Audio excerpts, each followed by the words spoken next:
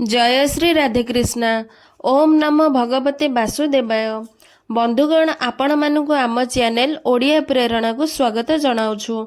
आज आसतु जानिबा अश्वत्थ गछ को अशुभ बोली काहेकि मना जाए। अश्वत्थ वृक्ष मूल रात्रि समय विश्राम करने काहेकि वर्जित अछि। आम हिंदू धर्म रे अश्वत्थ वृक्ष को भक्त माने पूजा करिथांती। माना जाए जे अश्वत्थ वृक्ष रे स्वयं भगवान विष्णु वास करती। हेले मध्य अश्वत्थ गछ को पूजा करिबा पई किछि नियमर पालन करिबाको पड़िथाए। आसंतु एहार पौराणिक रहस्य जानिबा। भागवत पुराण अनुसारे समुद्र मंथन समय रे माता लक्ष्मी एवं तांका बड़ भौणी अलक्ष्मी बाहरी थिले। माता लक्ष्मी धन सौभाग्य और समृद्धिर देवी थिले। तांका स्वभाव स्वच्छता, ईश्वर स्मरण एवं परिश्रम रे भरपूर थिला। से सर्वदा अनुशासित, विनम्र, शांत रहुथिले। किंतु अलक्ष्मींकर स्वभाव माता लक्ष्मींक ठारू विपरीत थिला। से अत्यंत अस्वच्छ, आलस्य, मिछ कहिबा, राग, हिंसा, कुलक्षणी स्वभाव रे थिला। सेथिपाई समस्ते अलक्ष्मी को घृणा करुथिले। समय बीतिबाकू लागिला। माँ लक्ष्मी भगवान विष्णु को विवाह करी बैकुंठरे वास करबाकू लागिले। किंतु माता लक्ष्मी निजर बड़ भौणी अलक्ष्मी पई अत्यंत चिंतित थिले। से भगवान विष्णु पाखरे अलक्ष्मीर विवाह विषय कहिले। माता लक्ष्मी कथा को रखी भगवान विष्णु तांकर शिष्य उद्दालक ऋषि सह अलक्ष्मीर विवाह कराइदेले। विवाह पर ऋषि उद्दालक प्रतिदिन भली प्रातःरु उठी भगवान पूजा पाठ करी होम यज्ञ करी नाम स्मरण करबाकू लागिले। यह देखी अलक्ष्मी कांदिबाकू लागिला। अलक्ष्मीर कांद देखी ऋषि उद्दालक यार कारण पचारिबारु अलक्ष्मी कहिबाकू लागिला, एही वैदिक मंत्र, होम, अग्नि, घृतर बासना मो पाई असहनीय। एही आश्रम मो पाई उपयुक्त नुहे। मु एठी रही परिबी नाही।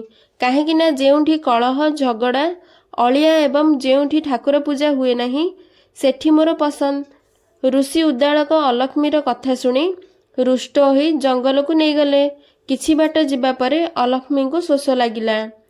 से ऋषि उद्दालक को पानी पाई कहिले। ऋषि उद्दालक सेही बाहाना रे एक वृक्ष मूले बसई अलक्ष्मी को आश्रम को फेरी आसिले। अलक्ष्मी 3 दिन धरी वृक्ष मूले बसी जोर जोर रे कांदिबाकू लागिला।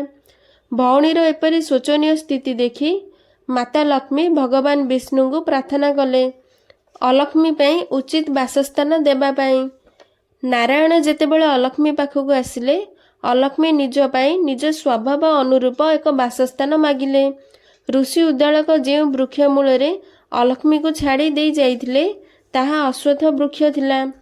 भगवान विष्णु अलक्ष्मी को अश्वत्थ वृक्ष मूले निजर नकारात्मक ऊर्जा सह रहिबा पई कहिले।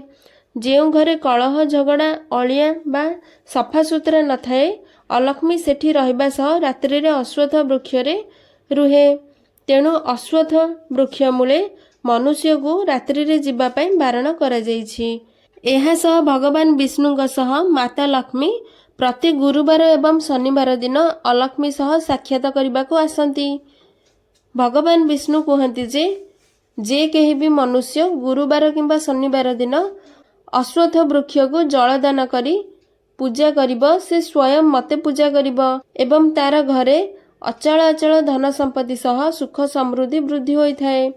एहा सह रविवार दिन अश्वत्थ वृक्ष को छुईबाको मध्य मना करा जाइछि। माना जाए जे रविवार दिन जेकोनोसी मनुष्य अश्वत्थ वृक्ष को छुई जाए अलक्ष्मी मध्य ता सह ता घर को कलह, झगड़ा, दरिद्रता, दुख, शोक नहीं प्रवेश करे।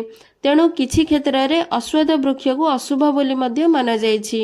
जेहेतु गुरुवार एवं शनिवार दिन माता लक्ष्मी एवं भगवान विष्णु आसी थांती तेणु अश्वत्थ गछ को भक्त माने पूजा करिथांती।